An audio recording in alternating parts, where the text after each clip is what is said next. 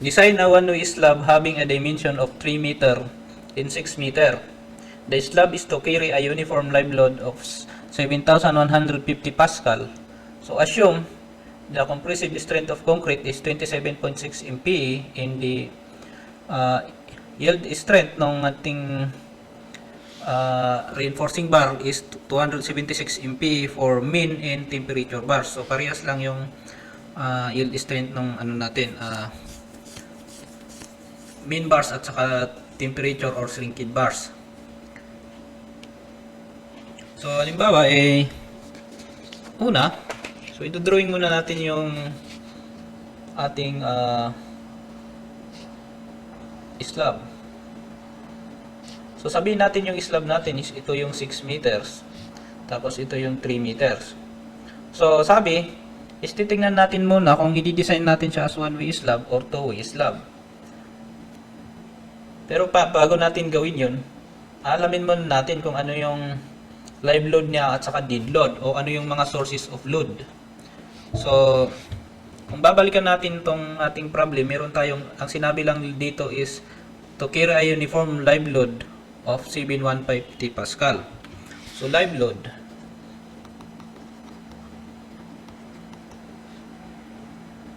So, 7,150 Pascal. So, ang Pascal naman ano siya Newton per meter square. So, or equal to 7,150 Newton per meter square. So, dead load natin ay hindi pa natin alam kung ano yung dead load natin. Kasi hindi naman natin alam kung ano yung magiging size ng ating beam. So, para malaman natin yung dead load, kailangan nating malaman kung ano yung thickness ng ating slab. So first, A, check whether one-way or two-way slab. So check if one-way or two-way slab. So para malaman natin yon, gagamitin natin yung L over S na ratio. So, yung L natin is 6 meters. Yun yung longer span over shorter spans na 3. So, equal to 2. So, masasabi na natin siya as design as one-way. One-way slab. So, pag na-determine na natin na one-way slab siya, i-determine na natin yung minimum o yung thickness ng slab. So, una, determine total thickness of slab. So, paano natin gagawin yun? So, kailangan natin ng yung total thickness is kailangan natin ng h min plus yung MB, diameter of mean bar over 2 plus covering. So, ito yung H total. Kung mapapansin nyo, di ba dun sa ating beam, meron pa tayo ng stirrups dito na dinadagdag yung diameter ng stirrup. Dito sa slab, wala na. Kasi, kung titingnan nyo yung slab natin, ganyan. So, ito yung slab natin. So, ito yung mean bars natin. Yung mga temperature bar or shrinkage bars is nasa taas. Nasa taas nung na to, mean bars. Hindi siya sa baba. Kung nasa baba siya, idadagdag natin. Kaya lang nasa taas siya. So, sa taas ng mean bar, so hindi natin siya idadagdag. So, para makuha natin yung mean bar, yung H minimum na to, kailangan natin na i-compare siya dun sa ating table. So, ito yon. So, since yung problem natin is simply supported, so, ang gagamitin natin na H minimum is L over 20. So, H min is equal to L over 20. So, kaya lang, titignan din naman natin kung ilan yung ating Fy. Yung Fy natin is 276. Since sinasabi dun sa code na kung yung Fy ninyo is hindi siya 420 MPa, ito, kailangan natin ng multiplier. So, idadagdag natin yung multiplier na yon. So, times 0.4 plus Fy over 700. So, ilalagay natin yung L na 3,000 mm or 3 meters divided by 20, 0.4 plus yung Fy na 276 tapos 700. So, each mean is equal to 120 mm. Ni-round off ko lang siya ng 120 mm pero ang ano dito is 119.14. Huwag kayong magra-round off pababa, kundi i-round off nyo dun sa mas mataas, so 120 mm. Ngayon, kailangan nating mag-assume ng mean bar diameter. So, assume. So, dito, pwede naman kayong mag-start sa 10 mm, pero usually kasi yung 10 mm is para sa stirrups, pero pwede naman na mag-assume kayo ng 10 mm. Pero dito sa ating problem, yung mean bar natin ay MB is ilalagay natin na 12 mm. Para naman dun sa temperature bars, i-assume natin na yung diameter is 10 mm. So, covering, hindi naman sinabi yung covering kung naka-expose siya sa earth o hindi. So, i-assume natin siya na exposed to weather siya. Since yung mean bars natin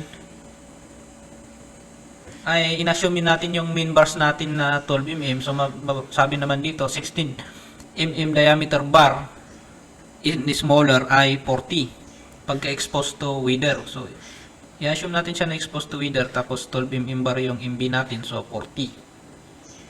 So, 40 mm. So, magkakaroon na tayo ng H total. So, H total or total thickness nung slab natin is 120 plus mean bar which is 12 divided by 2 plus 40. So, magkakaroon tayo ng 166 mm. So, pwede na natin itong i-round sa 170. Huwag niyong i-round ng mas mababa. Ngayon, since sabi ko nga, yung slab natin is dinidesign na parang beam. So, kung malalayo nyo yung ano ng beam, meron tayong effective depth. So, yung H min natin is gagawin natin siya as the effective depth. So, H min is equal to effective depth which is the D. So, lalagay ko lang yan para mamaya magagamit natin yan. So, kung nagawa na natin to hanggang dito, mako-compute na natin yung ating distributed load na W. So, calculate distributed load. So, ano yung distributed load natin? Yung live load. So, yung live load natin is 7,150 Newton per meter squared. Ngayon, yung dead load natin is equal to yung thickness ng slab natin which is 0.170 times yung ano natin, density. Meter yun eh. So, yung density natin na 23.5 kilonewton per meter cube. So, cancel yun. So, yun na. Meron na tayong live load at saka dead load. Kung makikita nyo, nakalagay siya sa parehas na square yung ano natin, yung over na meter natin. So, ito, multiply natin to ng 1 meter. Tapos 1 meter kasi yung slab natin is ganyan 3 meters tapos meron tayo ng 1 meter strip na kinuha natin para maging yung live load at saka dead load natin is magiging Newton per meter. So tanggal yon, pero parehas pa rin yung value nito. So dito is 7,150 Newton meter, dito naman magiging 3,995 Newton per meter. So, alam na natin yung W yun, alamin natin yung W na to o kaya yung distributed load. So WU is equal to, gamitin natin yung load factor. Diba, meron tayo ng load factor na pag live load, 1.2D plus 1.6L para sa dead load at saka live load na combination. So, 1.2, yung dead load natin na 3995 plus 1.6, L na 7150. So, WU is equal to 16.234 kilonewton meter.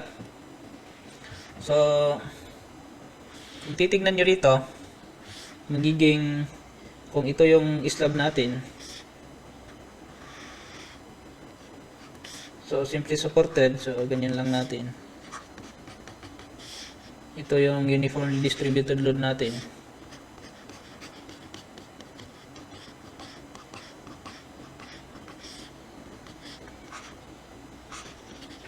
So WU is equal to 16.234 kilonewton meter. So ang susunod natin gagawin dito is i-determine na natin yung mu. So determine, so mu, ito yung mu na kailangang i-resist ng ating slab. So gagamitin na naman natin yung pinag-aralan nyo dun sa engineering mechanics na tatransform natin siya sa shear and moment diagram. So ito yung slab natin. So meron tayong reaction dito, meron yung distributed load dito sa taas, which is WU na 16.234 kilonewton meter. So kung kukunin yung reaction nito, ang lalabas na reaction nito is 24.351. Hindi ko na kailangan sigurong i-discuss sa inyo yun kasi nadaanan nyo naman na yung engineering mechanics. So 24.351. So guguhitan lang natin dito para may extension. So para dito sa una, ito yung V. So dito naman, ito yung M o yung moment. Yung V na to, ito yung ginagamit natin kung sa beam is para sa shear, yung sa may design ng shear. Saka yung mu naman na to, yun yung moment capacity. So di ba sa engineering mechanics ninyo, so 24, so ilalagay natin ganyan since pataas yung reaction natin, so pag ganyan siya. So sa part na to ay equal siya dito. Tapos since ito ay pababa, so iba-minus din natin to. So itong 3 meters naman yung distance nito hanggang dito. So 3 meters. So 3 times nung 16.634 kilonewton. Since yung load natin is pababa, so iba-minus natin dito sa 24. So yung graph niyan magkakaganyan. Hindi, mali. Ganyan dapat. At least medyo malapit siya sa hati. Yan. So ito yung sabihin natin, ito yung gitna. So dito sa gitna nito is, since 3 meters yun, 1.5 meters. So ito, negative 24.351. So yung area nito, yun yung magiging moment natin dito. So yung moment niyan, since pa ganyan to, tapos nasa taas, so magka-curve siya ng ganyan. Tapos pababa naman siya, so babalik siya uling ganyan. So ito yung magiging moment capacity natin o maximum moment. Hindi moment capacity pala, maximum moment na kailangan nating i-resist, which is 24.351 times 1.5 divided by 2. So 263 kilo Newton. So alam na natin yung ating mu. So ang susunod naman natin na gagawin is kukumpitin natin yung maximum moment capacity na kaya ng ating slab. Kasi parang siya dun sa sa rectangular beam na ginawa natin nung una. So compute for mu max at strain 0.04. So, gagamitin ko na lang yung equation na na-derive para mas mabilis. 51 over 140 beta 1 fc prime tapos p d squared tapos 1 minus 3 over 14 beta 1. So, yung beta 1 natin, kung maalala nyo noon dun sa mga naunang example natin dun sa rectangular beam, kung yung fc prime ninyo is nasa gitna ng 17 MPa, tapos yung fc prime natin, tapos less than 28 MPa, therefore, yung beta 1 natin is equal to 0.85. So, kung isa-substitute natin yung value ng beta 1 na 85, tapos yung fc prime natin na, ilan yung fc prime natin? So, 27.6 MPa. Tapos yung B natin, is 1,000, ano na to, 1,000 mm. Tapos yung D natin, di ba? Ito yung D na inalagay natin, yung equal sa dun sa H min. Ito yon, yung D. Kung sasubstitute natin yung value nun. So, Min natin ay 100.649 kilonewton meter.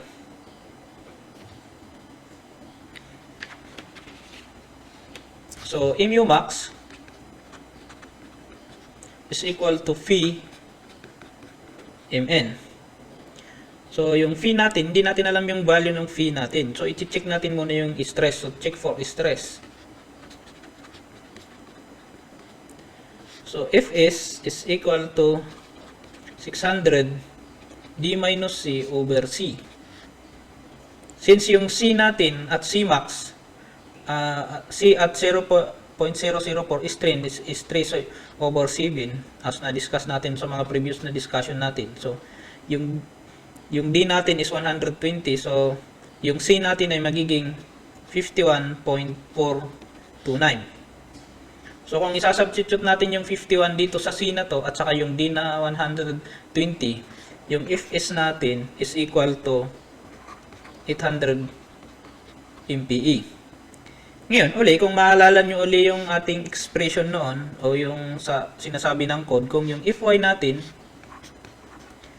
is less than Fs, hindi siya Fy, tapos less than yung Fs natin siya sa 1000 MPa, din ang sinasabi dito is yung steel natin is mag-yield. So, dito, yung phi natin ay magiging, ito transition region kasi yung strain na 0.004. So, kaya nasa gitna yung Fs. So, ito transition region to. So, magiging 0.65 plus 0.25. So, Fs minus Fy over 1,000 minus Fy. So, phi, kung isa-substitute natin yung value ng Fs which is 800 MPa, tapos yung Fy natin na 276, ang lalabas dito na phi value natin is 0.831. So, yun yung igagamitin natin dito sa phi na to. So, ngayon, pag ilalagay natin yon, so, mu max is equal to 0.831 multiplied dito sa Mn na 100.649. So, mu max is equal to 83 kilonewton meter.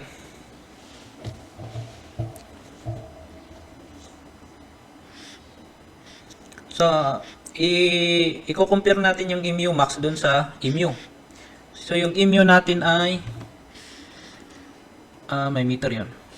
18.263. Dito naman ay 83. So, mu is less than mu max. So, ano yung magiging assumption natin dito? So, design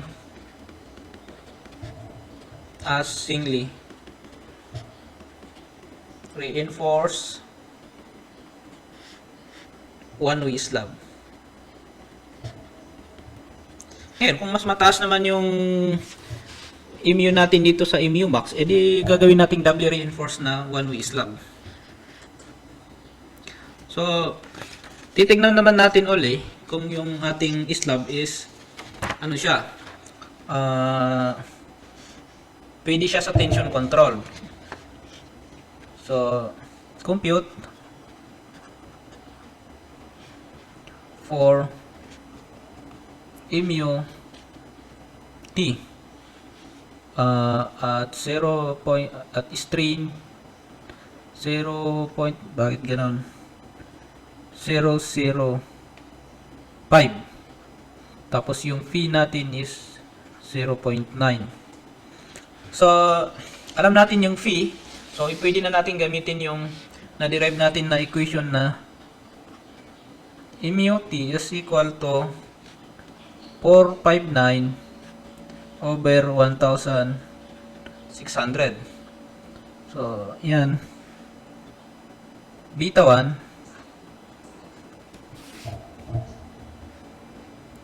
tapos Fc prime B tapos D squared 1 minus 3 over 16 beta 1. So kung mapapansin nyo to, kasi ito ang strain natin is 0.04 dito at saka dito 0.05. Ang nagbago is yung ito, yung 51 over 140. Dito naging 459 over 1,600 tapos 3 over 16. Dito naman 3 over 14. So mu at tension is equal to, kung lalagay natin yung 0.85 dito tapos 27.6 tapos 1,000 mm tapos 170 hindi 120 mm tapos 0.85, yung lalabas na mu at tension natin ay 81.468 kilonewton meter. Again, i-compare na naman natin ito doon sa mu na na-compute natin. So mu natin ay, which is 18 point something, is less than siya dun sa mu t. So ano yung magiging conclusion natin dito? Therefore, slab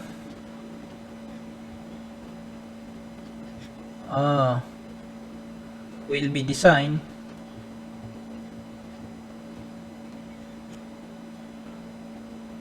at tension control.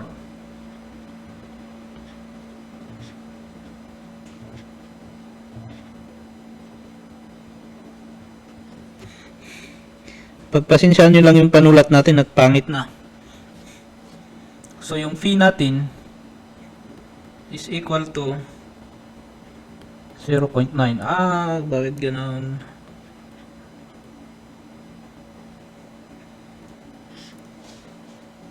So since nalaman na natin na yung ating slab is i-design natin siya as tension control. So i-determine na natin yung ES. So, determine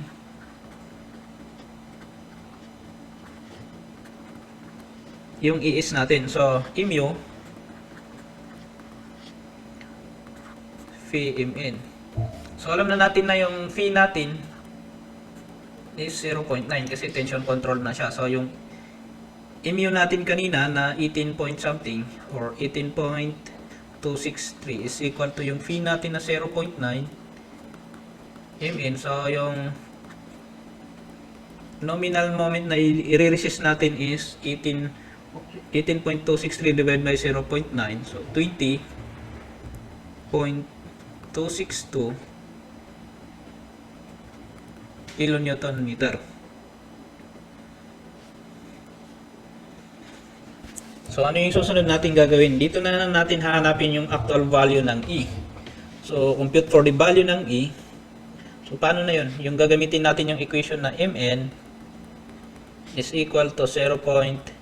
Hindi ko na inaano dun sa mga yung concept kung paano nakukuha yung mga equation na to kasi na-discuss naman natin dun sa una na design ng beam. So makikita nyo naman magiging familiar na kayo dito sa mga equation na to. Meron lang may konti lang na nababago dito. So Mn is palitan na natin yung Mn. Yung Mn natin is 20.262 kilonewton meter. So equal sa 0.85, tapos 27.6, tapos yung A hindi natin alam, yung B 1000, tapos yung D natin is 120 minus A over 2. So ang kalalabasan nito is quadratic equation pa rin. So yung kung mako-compute nyo based on quadratic equation, yung A value natin is 7.427. Ngayon, kung ang mangyari yung lumabas na makuha yung value na ay more than dun sa thickness nung slab, o kaya more than siya dun sa value ng D, which is 120, try nyo i-recheck ulit. Baka may mali kayo kasi bakit siya sumobra dito? Dun naman sa maximum moment natin kayang-kaya naman niya.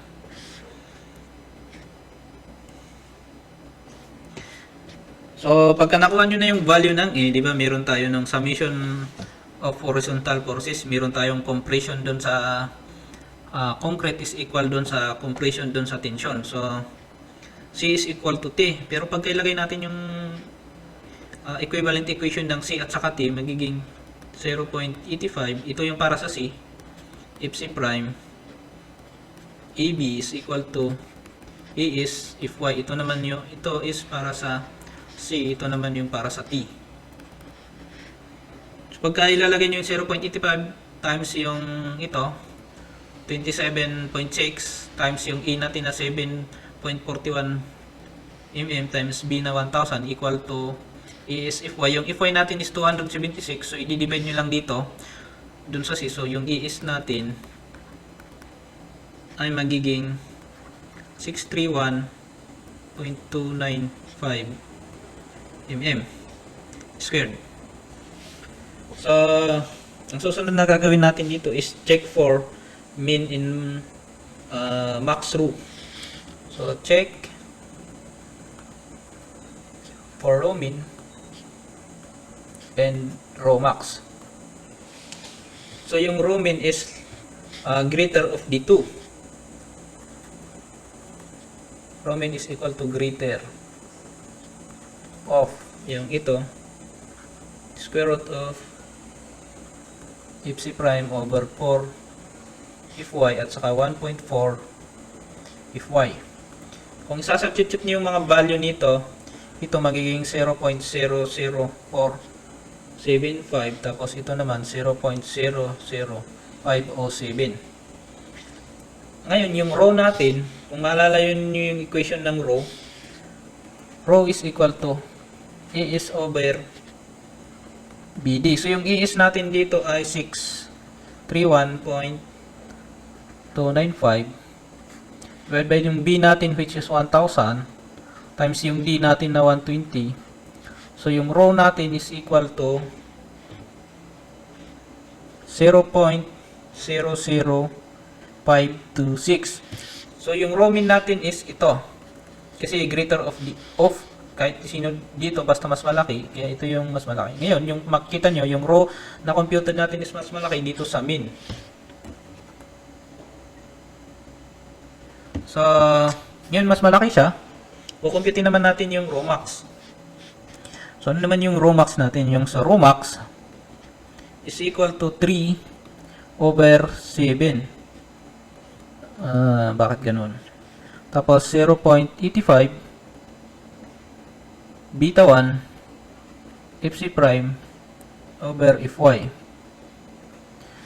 So rho max, kung ipapalit niyo yung mga values nito, ang lalabas na rho max natin is 0.03096. So ang magiging conclusion natin dito is rho min is less than rho na computed, pero yung rho na computed is less than the rho max. So okay siya.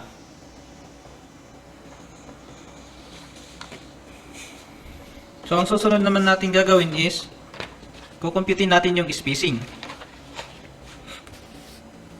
So compute for spacing.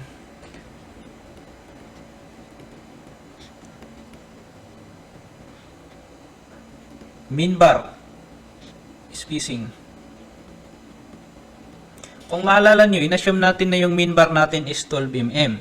And yung equation natin sa spacing is S is equal to 1000 times EB, area ng bar, over yung ES natin. So, 1000, tapos yung area ng bar natin is pi, yung diameter ng main bar natin na 12 mm, so 12 over 4 divide by yung ES natin na which is 31.295.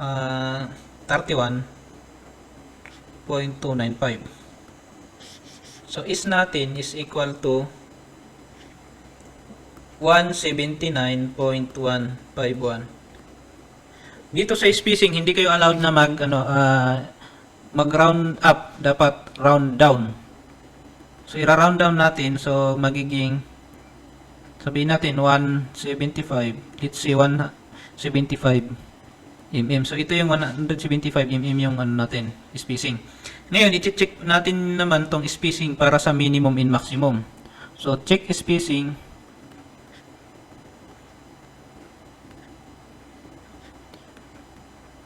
For minimum and maximum. Pangit.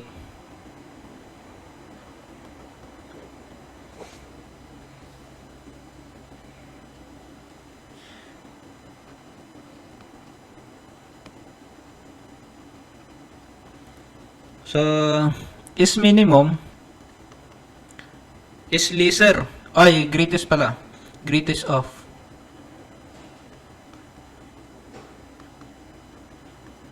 Sa tatlo na to. Anong mas mataas dito sa tatlo? So, 50 mm.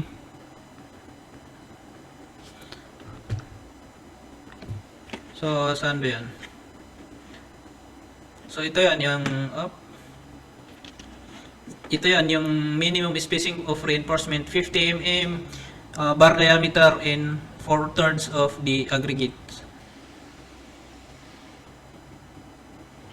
So,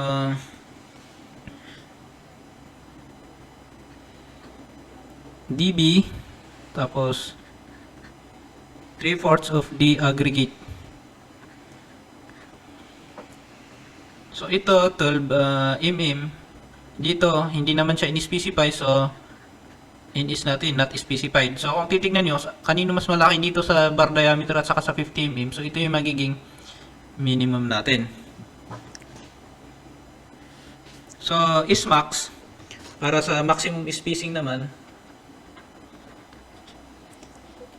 is lesser of ano yung mas maliit dito sa dalawa na to. So 3H and 450. Ito galing ito dun sa CUDA. So yung 3H natin is 3 times 170, so equal to 510 mm. So i-compare niyo dito sa dalawa, ito yung mas maliit, yung 450 mm. So ito yung magiging is max natin. So ngayon, ang magiging conclusion natin dito ay yung Smin is less than nung sa is na computed natin, pero yung is na computed natin is mas maliit siya sa is max. So nagiging use 12 mm min bars or space at 175 mm on center. Since na-compute na natin yung para sa main bar natin, pupunta naman tayo sa temperature bar or sa shrinkage bar. So, for shrinkage and temp bars,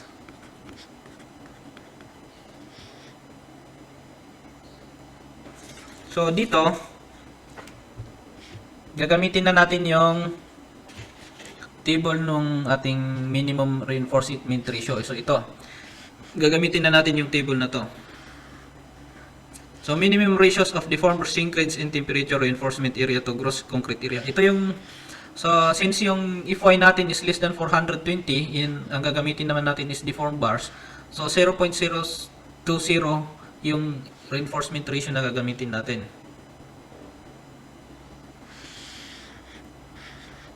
So, rho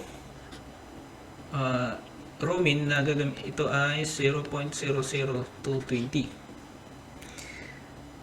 Ngayon, yung equation naman ng rho na to is rho is equal to ES BD. So, yung ES na kailangan natin ay rho times yung B at saka D. Yung rho na to, ito yon. So, 0.0020 multiplied ng B natin which is 1,000 times yung D natin which is 120. So, AS is equal to 240 mm squared. Since inassume natin kanina na yung temperature bars natin is 10 mm deformed bars. So, spacing is equal to spacing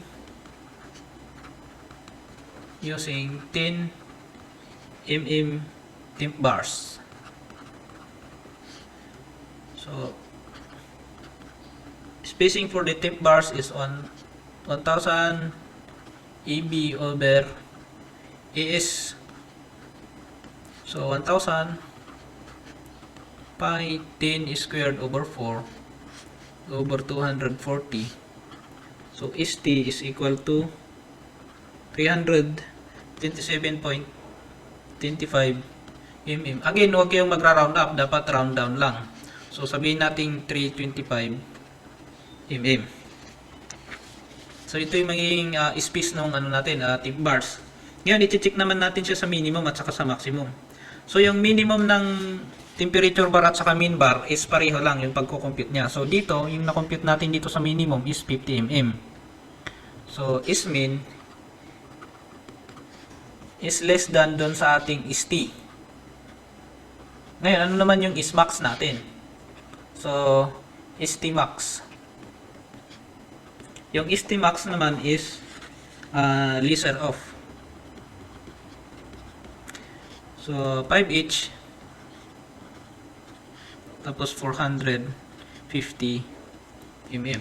So, kung mapapansin nyo, dito sa is max natin, doon sa min bars, ito. Doon sa min bar, yung equation natin dito para sa maximum na spacing is 3H. Pero dito 5H para sa temp bars. Tapos 450, parehas lang sila na 450. So, 5 times yung height ng ating slab na 170. So, 850. Since lesser of, so ito yung magiging is max natin. So, yung ST natin is 325. So, is max. So, ano yung magiging conclusion na natin dito? Use 10 mm temp bars space as 325 mm on centers. Since nagawa na natin to lahat, pwede nating drawing yung cross-sectional ng ating slab. So, kung ito yung slab nyo,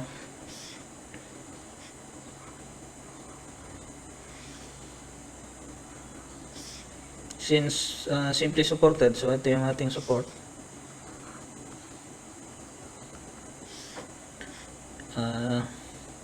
Ito yung main bars natin, nakaganyan.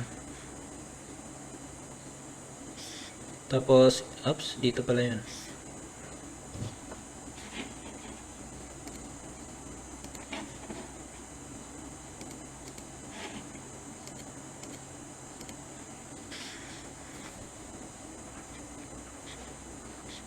So, ito yung mga temperature bar natin, Ito is min bar. So, magiging ano dito, 12 mm min bar space at 175 mm on centers. So ito naman, ito yung temperature bar natin ay 10 mm temp bars, space at 325 mm on center.